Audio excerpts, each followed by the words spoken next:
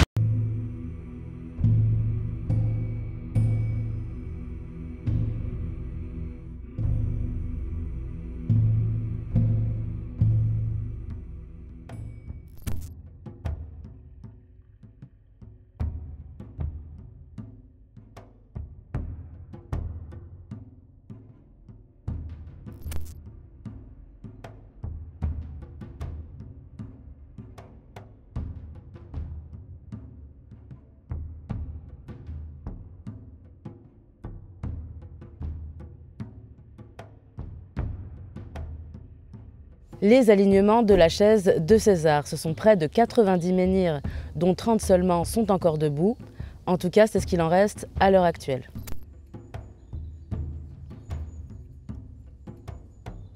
Ils sont la continuité directe des alignements de Kerzero.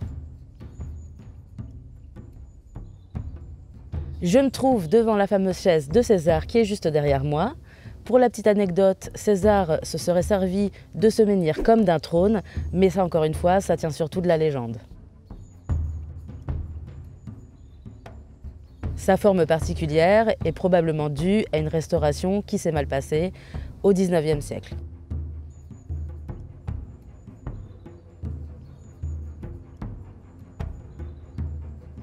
Pour en revenir à nos propos de la partie 1, quelque part, les alignements de menhirs, c'est toujours un mystère. Il y a énormément de pistes plus ou moins sérieuses qui sont explorées. Parmi les plus citées, on va trouver l'hommage aux morts où chaque pierre dressée représenterait un ancêtre disparu, un petit peu à la manière des statues de l'île de Pâques. Certains chercheurs se penchent aussi sur la théorie de la file de procession, et ça c'est intéressant, donc on y reviendra juste après. On a aussi la théorie de l'observatoire astronomique ou du calendrier solaire, mais ça tient pas vraiment la route puisque la taille des pierres est assez approximative. L'astronomie demandant des instruments de mesure précis, un menhir, c'est un choix pas très intelligent entre guillemets, sachant que ça aurait été plus simple d'utiliser du bois pour avoir quelque chose de plus précis. Et ça, c'est un petit peu paradoxal parce que cette théorie du laboratoire astronomique est souvent évoquée quand on parle d'une civilisation avancée qui aurait eu lieu il y a plusieurs milliers d'années. Mais pourquoi une civilisation si avancée utiliserait des instruments de mesure si peu précis? Il y a quelque chose d'un peu paradoxal et qui ne tient pas vraiment la route. Pour en revenir à cette théorie de la file de procession, si on refait tout le fil entre Kerzero et le prochain lieu qu'on va aller voir, on se rend compte que cet alignement présente bien les mêmes caractéristiques que les alignements de Karnak. C'est-à-dire qu'à l'une ou l'autre de ces extrémités, on va retrouver un tertre funéraire ou une enceinte, avec une potentielle sépulture au départ des alignements de Kerzero qui vont nous amener à Manébraz, reprendre avec la chaise de César et finir à Manegro. Au regard de cette disposition et en restant prudent toujours, on peut privilégier la théorie de la file de procession. En tout cas pour ces alignements d'Erdevenne et de Karnak. Pour en revenir aux alignements, la principale difficulté réside dans le fait qu'il n'est pas simple de savoir si le site a été construit en une seule fois, s'il y a eu des ajouts au fur et à mesure du temps, ou si le site a pu être abandonné puis repris au cours du temps. C'est pour ça que les archéologues y vont avec beaucoup de prudence, sans entériner l'une ou l'autre de ces théories.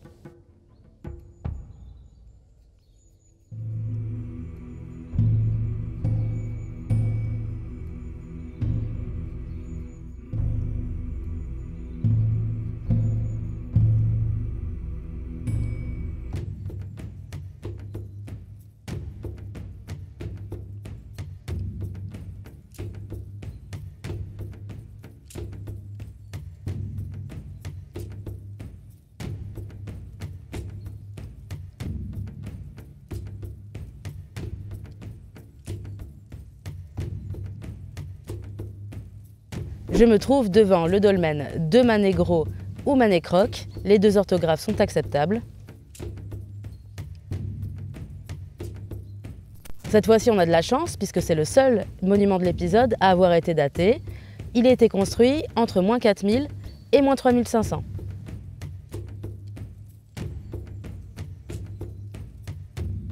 Il s'agit d'un dolmen à transept, comme celui qu'on trouve à Manebraz, c'est-à-dire un dolmen avec un couloir central et des petites chambrettes latérales sur les côtés.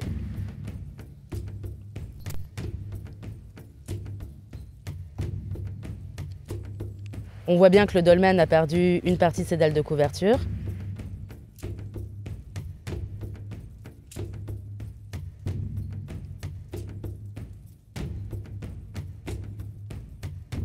Comme d'habitude, le dolmen a été recouvert soit d'un cairn, soit d'un tumulus, ou alors les deux. J'ai trouvé cette info, elle vaut ce qu'elle vaut, mais le dolmen aurait été recouvert d'un cairn de 10 mètres de diamètre et d'un tumulus de 22 mètres. Le tumulus aurait englobé un coffre funéraire. Malheureusement, le dolmen n'est plus accessible depuis peu. On devait aller à l'intérieur parce qu'il y a une petite dalle gravée et je voulais vous en parler. Mais on a quand même de la chance puisqu'on est déjà venu et on a des petites images de l'intérieur. Je pense qu'on va passer en voix off et je vais vous faire une petite visite virtuelle.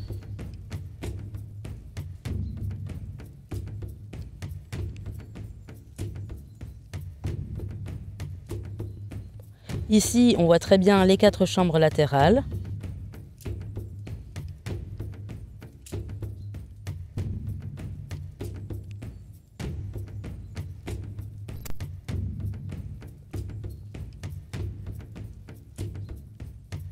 Et donc, la dalle gravée, c'est celle-ci.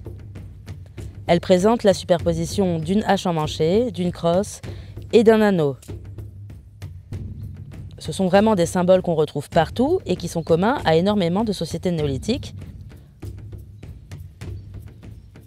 Autant la crosse, c'est quelque chose de vraiment mystérieux, autant la hache et l'anneau sont des objets qu'on a pu retrouver dans des mobiliers funéraires. Et le petit truc intéressant, c'est que la hache imbriquée dans l'anneau est un motif récurrent sur les mégalithes, et particulièrement ceux de la forêt de Fontainebleau et en Bourgogne. On a également pu retrouver dans la mise en scène de mobilier funéraire armoricain une hache et un anneau imbriqués, comme par exemple à Manéherwerk à Locmariaker. Il s'agit donc d'une symbolique très forte, imprégnant les cultures néolithiques de France, qui pourrait représenter le féminin et le masculin.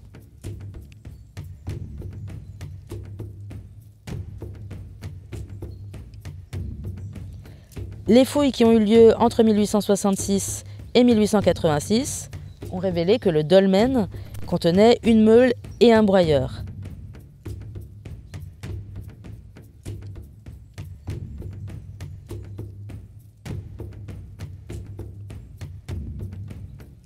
C'est vrai que c'est dommage que le site ne soit plus accessible, mais il faut dire qu'il y a beaucoup de gens qui montent dessus. Ce serait dommage qu'ils finissent ruinés et qu'on n'ait plus aucune trace de ces monuments.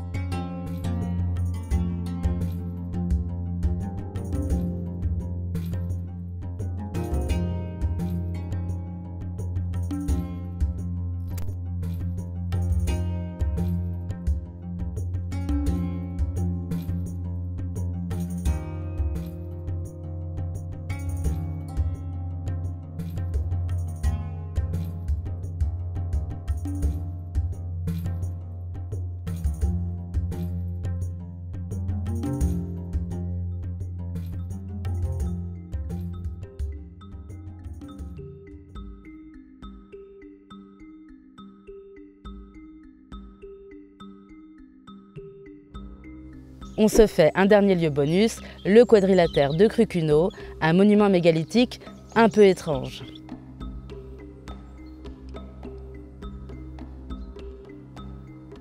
Il s'agit sans doute des vestiges d'une enceinte rituelle, mais ce qui fait sa particularité, c'est qu'il a la forme d'un rectangle.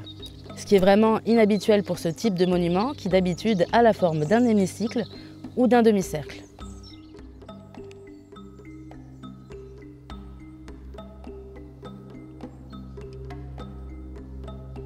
Au cours des siècles, plusieurs archéologues, et notamment Félix Gaillard qui a fouillé le site en 1887, a cru y voir un monument capable de prédire les solstices et les équinoxes.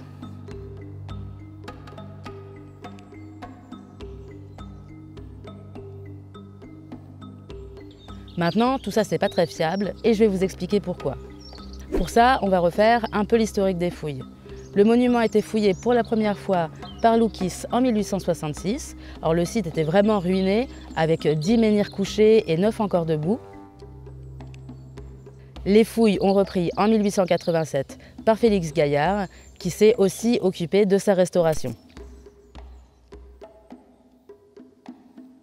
Maintenant, le hic, c'est que quand on compare les relevés de Félix Gaillard et ceux de Loukis, on se rend compte que ça ne matche pas vraiment.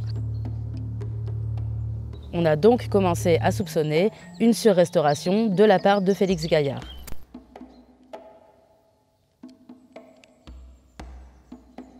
Une équipe de chercheurs modernes a quand même cherché à savoir si le monument était bel et bien aligné sur les positions du Soleil.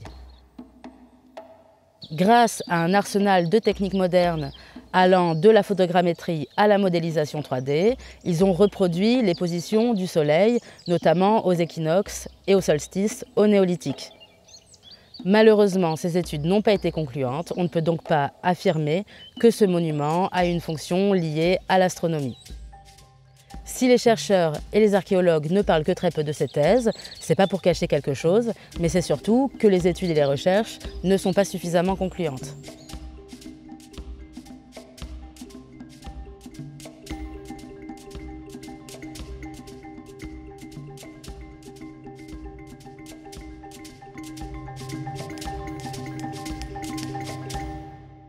On arrive à la fin de cet épisode. J'espère que ça vous aura plu et en attendant, je vous dis à bientôt.